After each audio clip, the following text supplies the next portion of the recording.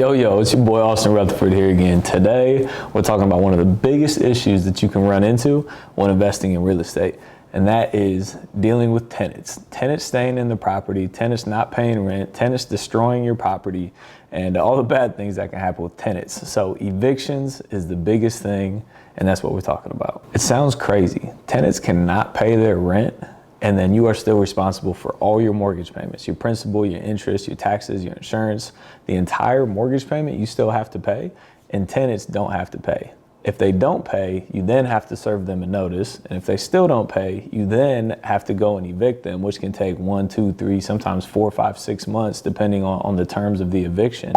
But tenants can stay in the property without paying rent, and in a lot of states, the states take the tenant's side, meaning that they'll allow the tenant extensions to staying in the property for reasons like them losing a job or them, being hurt or whatever it is. Sometimes they'll give these tenants extensions. So I'm gonna share with you some of my stories that I've learned along the way, some of the evictions I've had to go through, and the lessons learned to hopefully not have the issues in the future. So the first one, I bought this house on Granville Street. We were gonna buy this and renovate it and sell it, flip it for a profit. And we bought it, and we knew there was somebody living in the property, so we knew we were going to have to do some like cash for keys or post a notice or evict them. We already understood that. So once we bought the property, we then served them notice, say, hey, we're the newer property owners. We need you out of the property. And she didn't want to leave. Long story short, she did not want to leave the property. She lived there for a very, very long time. So we finally had to file the eviction notice, and the judge actually extended her timeline for an additional 2 to 3 months. So it took us 4 months to actually get the eviction completely filed and finished and executed. And then we had to meet the sheriff on the property the day of the set out because the tenants just would not leave, unfortunately. So we literally go to the house with the sheriff and a whole crew of people, because it sounds crazy again, but the owner is responsible for setting the tenant's belongings outside in a polite, neat, piled. And a lot of times they won't let you throw away everything because it's the tenant's properties. You have to set it on the curb, and then the tenants take what they want, they leave all the rest of the trash, and then you have to pay somebody else to come and clean up all the trash again. So we showed up at the house with the sheriff. I had 4 guys with me ready to clean the property out and set everything on the curb so we could get access to the house that we purchased. And so the sheriff walks up to the door, knocks on the door, walks in, and before even stepping into the house, he turned and looked at me, and he just gave me like one of those faces that was like, oh yeah, we're in some trouble.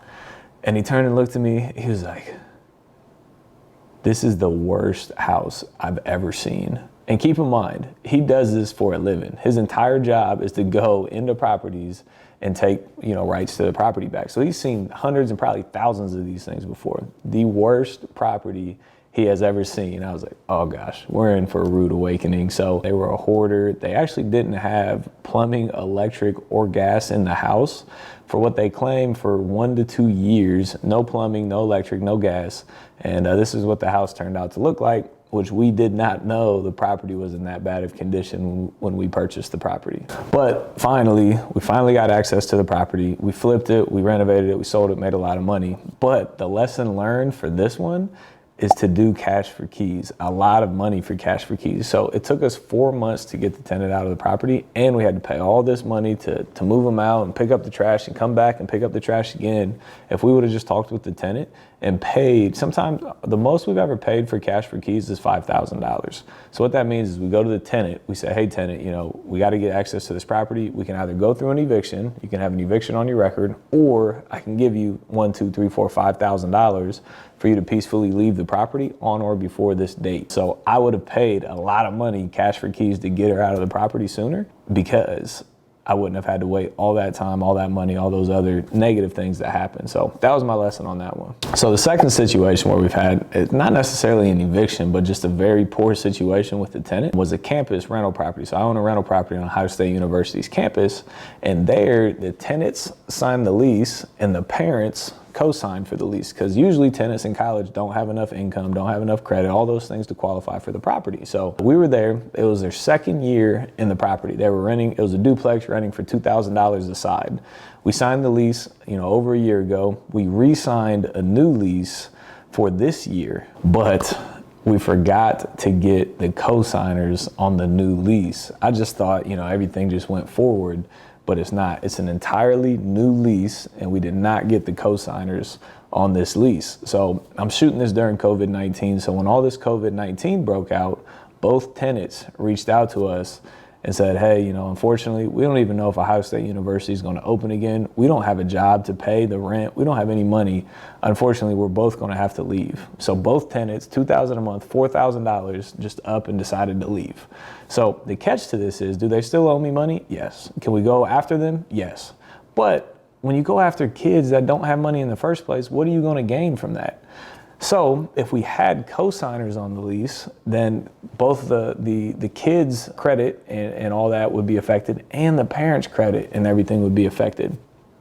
So the opportunity would have been, if we had more people to the lease, probably somebody would have stepped up and paid the rent because they don't want that negative effect on them. But unfortunately for us, we did not get a co-signer, and we're stuck with the problem. So now we have to try and release a 4-bedroom, $2,000 a month duplex right before school starts on campus when nobody's on campus. So who knows how much money that's going to lose me. But the lesson learned is to, especially on campus rentals, to make sure you get a co-signer to sign the lease so you have somebody else liable for it. Another example, again, I'm shooting this during COVID-19. One of our tenants, thankfully it wasn't a lot, but one of our tenants, started falling behind. He had a serving job, so, he lost like all of his income like that. So he was a few months behind at a point. And sometimes it's better, the lesson here, sometimes it's better to work with a tenant rather than just kick them out of the property. Because when you kick someone out of the property, you lose rent. You have to go in and turn the unit. You got to paint, you got to put carpet in, you got to clean the unit, you got to repair any damages. I mean, there's a lot of money you have to put back into a property to then get it ready for a new tenant. And is a new tenant going to rent it? Maybe it doesn't get rented for 1, 2, or 3 months. And now you're even more thousands and thousands and thousands of dollars out of pocket at that point. So for this particular circumstance, sometimes it's better to work with tenants if they have a legit reason. If they're still working and not paying rent, they got to go. But during COVID-19, everybody lost their job. So for this one, we were flexible. We came up with a payment plan. He's caught back up, and then everybody's happy. We got the money that we needed. We didn't charge late penalties. So we got the money that we needed, and we did not lose thousands and thousands and thousands of dollars trying to turn a unit. And another big cost here. So we use a property management company for our tenants. So something that property management charges is a leasing fee. So if you have to evict somebody and then put a new tenant in, you lose the month, the rent that they have not paid. You lose the money you have to put back into the property and renovate it. You lose the money that during the time that the property is vacant. And when you release a property, you have to pay your property management company a leasing fee of half to another month of rent.